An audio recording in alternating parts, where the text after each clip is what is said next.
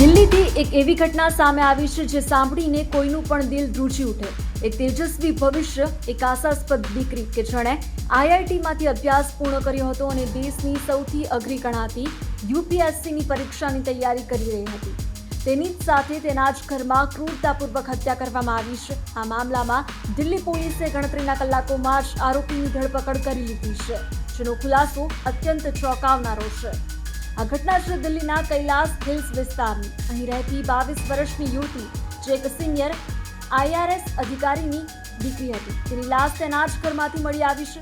આ પ્રાથમિક તપાસમાં બહાર આવ્યું છે કે યુવતીની હત્યા મોબાઈલ ચાર્જરના વાયરથી ગળું દબાવીને કરવામાં આવી હતી. દિલ્હી પોલીસે આ મામલે રાહુલ મીના નામના શખ્સની ધરપકડ કરી છે. રાહુલ આ પહેલા જ ઘરમાં નોકર તરીકે કામ કરતો હતો, પરંતુ પૈસાની ઉચાપત અને ખરાબ વર્તનના કારણે તેને 1 મહિના પહેલા જ નોકરીમાંથી કાઢી મૂકવામાં આવ્યો હતો.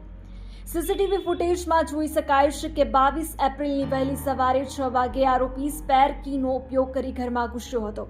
પોલીસના જણાવ્યા અનુસાર આરોપીએ યુવતી પર શારીરિક હુમલો કર્યો હતો અને ત્યારબાદ તેની ઘાતકી હત્યા કરી ફરાર થઈ ગયો હતો. આ તપાસમાં પણ જાણવા મળ્યું છે કે આ નરાધમે દિલ્હી આવતા પહેલા રાજસ્થાનના અલવરમાં પણ એક મહિલા પર હુમલો કર્યો હતો.